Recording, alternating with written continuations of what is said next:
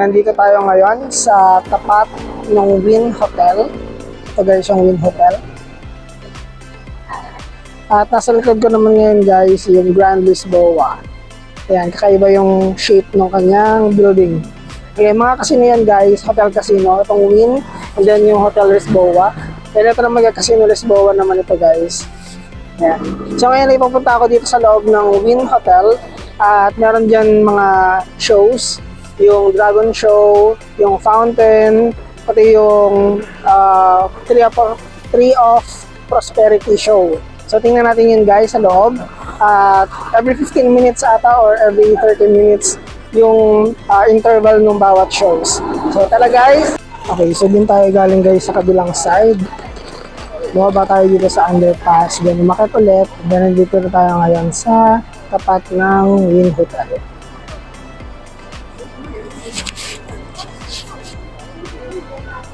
Merong lake dito guys, oh. And then that's the Macau Tower. Sa kabilang side guys, yung Taipa. Mas maraming casino hotels doon. Saka nandun din yung ferry terminal kapag babalik ng Macau. Dun mag-board ng ferries. Okay guys, so nandito ako sa tapat ng lake kung saan yung fountain show. So every 30 minutes guys yung fountain show. Ngayon ay 1:45 PM, so may 15 minutes pa. Siguro unahin na muna natin yung sa loob ng Wynn Macau, yung sa Dragon Show, pati dun sa Tree of Prosperity Show.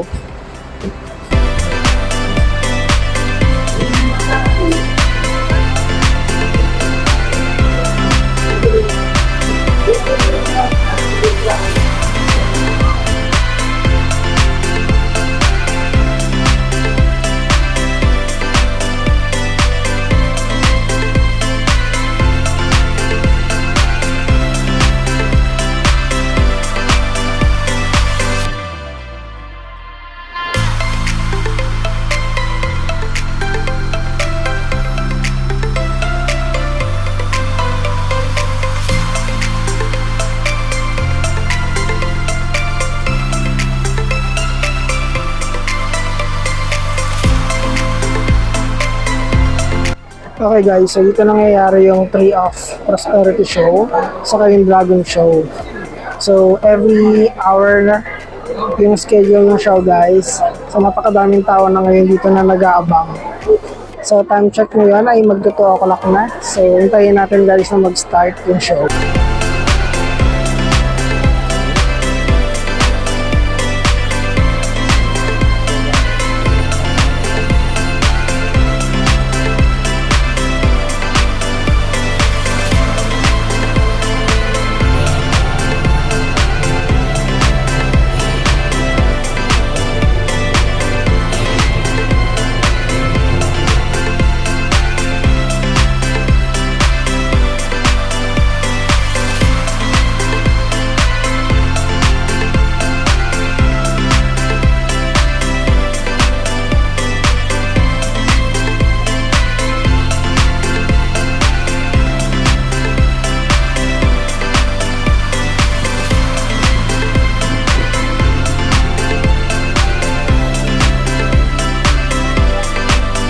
Nakalabas na ako ng Wynn Macau at punta tayo sa next stop natin sa The Venetian. Okay, yung mga casino guys dito sa Macau, meron silang complimentary shuttle service papunta sa airport o kaya sa ferry terminals. So sasakay tayo ng shuttle service ng Wynn Macau papunta sa ferry terminal. Then from the ferry terminal, sasakay tayo ng shuttle service ng The Venetian naman. So it's for free guys. Pwede lang kayo sumakay doon. Pero point-to-point lang siya. Ferry to hotel. Then ferry to airport. Ganun. Ito guys yung shuttle service ng Wynn Macau.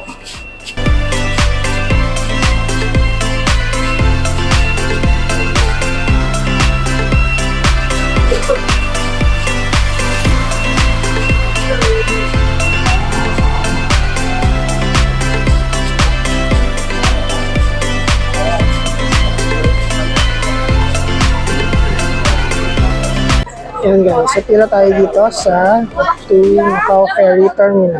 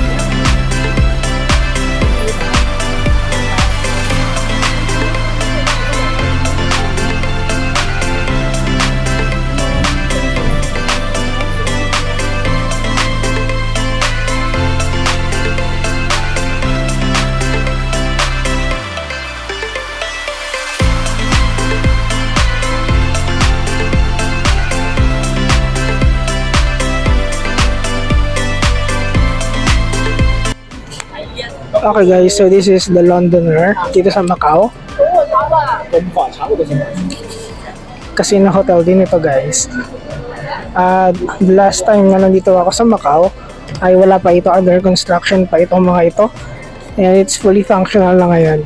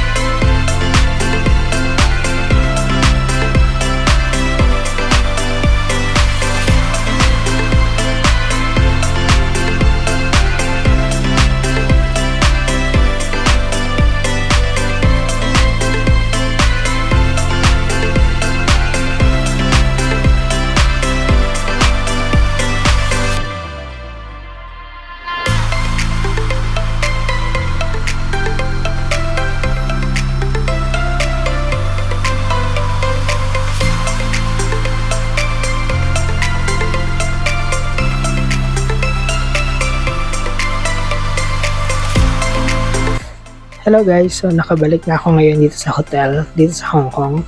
At hindi ko na-vlog yung huling part kasi nalobat yung phone ko. Okay?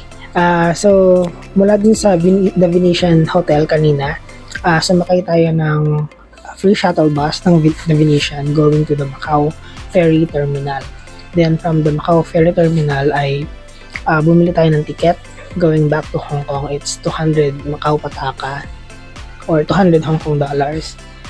At 1 hour yung naging biyahe. At medyo maalo ng kaunti. Pero safe naman kami na nakarating dito sa Hong Kong. So medyo ginabi na. Ayan, madilim na ngayon sa labas. At nakakapagod yung pagmula natin sa Macau kasi napakadaming lakad. But it's okay. Nag-enjoy naman tayo doon sa Macau. At marami na rin ako nakita mga bagong establishments doon mula doon sa last na pagpunta ko doon year 2014 and 2015. So napaka-modern na talaga nung lugar. So ayun guys, that ends our Macau tour today. At tomorrow ay magagala naman tayo dito sa Hong Kong. Sa city proper naman yung mga tourist attractions tayo na pupuntahan dito sa Hong Kong. So, salamat guys sa inyong pagsama sa akin dito sa Macau Tour and see you on the next vlog.